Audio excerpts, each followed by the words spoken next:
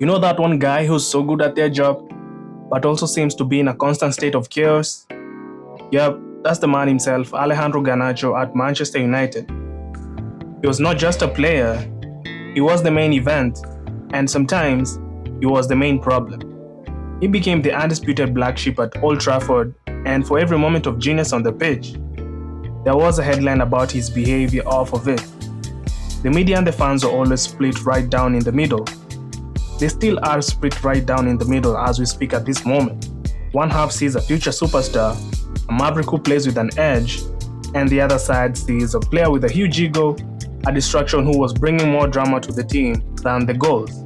It feels like you cannot mention his name without starting on a full-blown debate. He was a magnet for mixed reactions, and he seems to thrive on it. But here's the thing about Garnacho. For all the controversy, there's always a good player in there.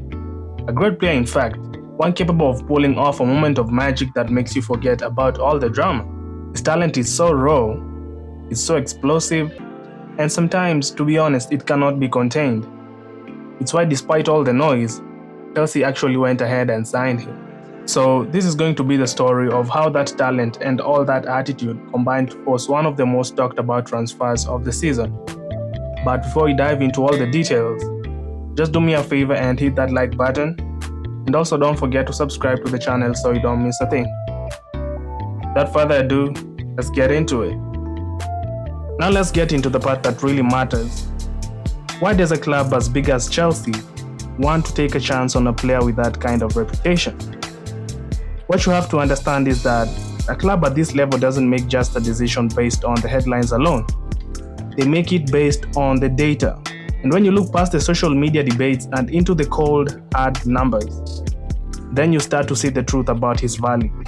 For all the talk about his inexperience, he was an over-relied on player at Manchester United. Just get this, at just 21 years old, he had already racked up 144 senior games. That's an unbelievable amount for such a young player, making him one of the most trusted youngsters in recent Premier League history. And that trust paid off. Despite all the fan backlash and the media being against him, his on-field production got better every single season. Goal contributions climbed from 9, 15, and then to a fantastic 21 in the 24-25 season. This is a player who proves his critics wrong every year after year, with the numbers to back it up. Remember, you can't argue with the numbers.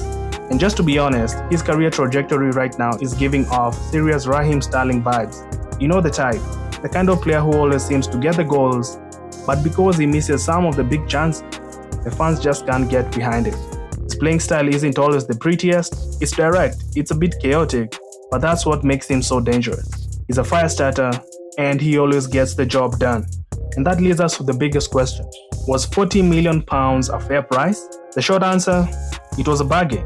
To put it in perspective, Arsenal paid a reported 50 million euros for Noni Madueke, a player with less top-flight experience. On the other hand, Chelsea got a proven Premier League level winger for a steep discount. So why did they sign him? Short answer, because he's direct, he's pacey, and he can offer some serious threat and competition on the left flank to a player like Jamie Gittens. This team needs a player who can take a man on and disrupt the defense, and Garnacho does that exactly. And let's not forget about his ultimate superpower, because he can come on as an impact sub. His explosive pace and directness are a nightmare for tired defenses, giving Chelsea a player who can deliver a knockout blow in the final minutes, especially when the game opens up.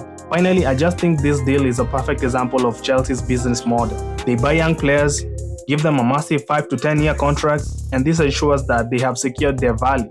If he becomes a superstar, then they have him for the long run. And if his tenure there doesn't work out, then his value is protected and they can easily flip him for a profit down the line. It's a genius move, and it's why Garnacho now is a Chelsea player. So now the question is for you. Given everything we've talked about, do you think Garnacho's talent will flourish at Chelsea? Or will his off-drama field follow him to Stamford Bridge? Kindly let me know in the comments below.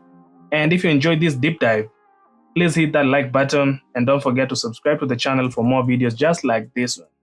Thanks for watching.